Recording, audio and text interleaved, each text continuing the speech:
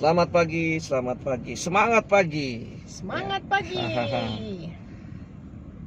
Ya, hari ini kami ada pertemuan dengan salah seorang pemimpin gereja yang begitu low profile.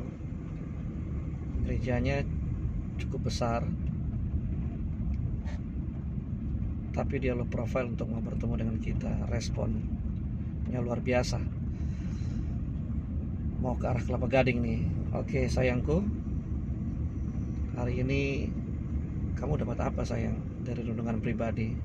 Bisa nggak di sharing dengan teman-teman kita nih yang lagi nonton nih? Wow, pasti bisa dong. Heeh. Renunganku pagi ini dahsyat luar biasa. Hmm. Dan kiranya itu bisa menguatkan bagi setiap kita yang mendengar hari ini ya. Amen. Saya dapat renungan hari ini dari Amsal 24 ayat 10. Saya bacakan ya bunyinya. Amsal 24 ayat 10.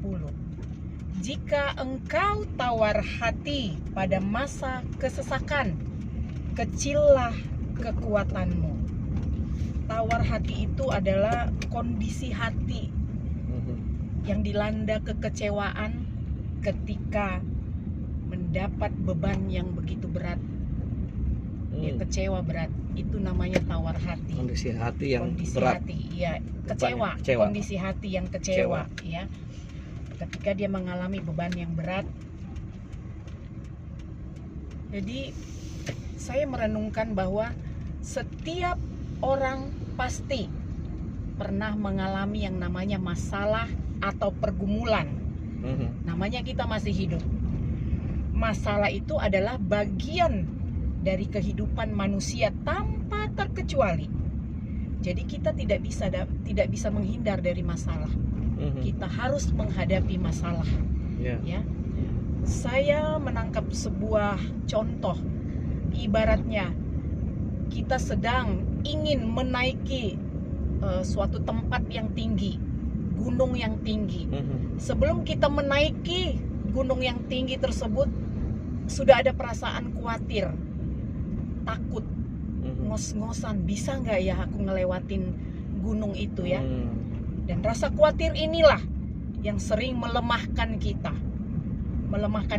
untuk mendaki gunung tersebut. Sama seperti tawar hati.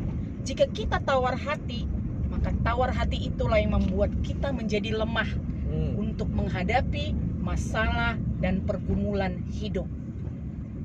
Apa yang harus kita lakukan untuk kita tidak tawar hati, untuk kita tetap kuat?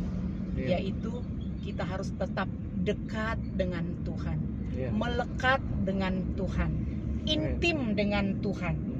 Karena Tuhan yang akan menolong kita untuk kita boleh menghadapi masalah, menghadapi pergumulan hidup. Dan Tuhan akan memberikan kita 3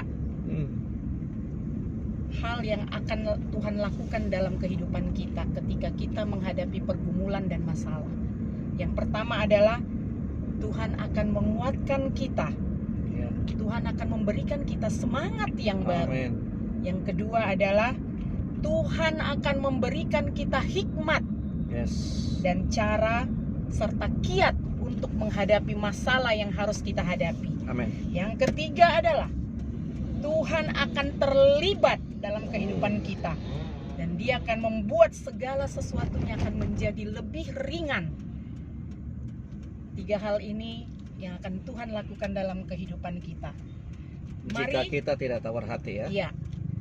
Mari saudara-saudaraku, kita harus lebih erat, lebih dekat, lebih melekat, lebih intim lagi dengan Tuhan.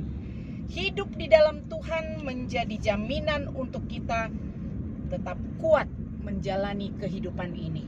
Itu aja yang saya mau share pagi hari ini. Ya, thank you sayang.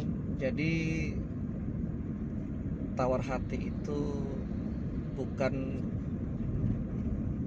karakter daripada anak Tuhan, atau bukan sifat yang harus dilakukan oleh anak Tuhan. Yes.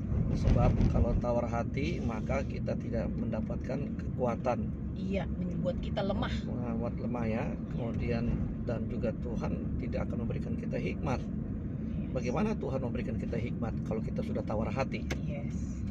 Dan yang ketiga, Tuhan akan terlibat langsung kepada orang yang tidak tawar hati. Artinya Amen. orang yang tawar hati itu orang yang selalu mau dikatakan mellow melihat masalah, ya, baper. Nah, tawar hati bisa sama dengan baper tuh, tawar hati itu dibawa perasaan. Jadi yuk Bapak Ibu, Amsal pasal 24 ayat 10. jika engkau tawar hati maka dalam kesesakan kesesakan maka kecillah kekuatanmu. Yuk jangan tawar hati ya. Tetap satu, semangat sambil kita menjaga hati kita supaya hari ini segala permasalahanmu Tuhan akan memberikan kekuatan, kemampuan. Amin. Tuhan akan memberikan hikmat dan Tuhan akan terlibat langsung. Yes, amin. Dalam masalahmu. Tuhan Amin. memberkati. Saya dengan Pastor Jimmy Yeftales Nusa. Saya dengan Hediana Simamora. Tuhan Yesus memberkati kita semuanya. Semangat. Semangat. God bless you all. God bless you.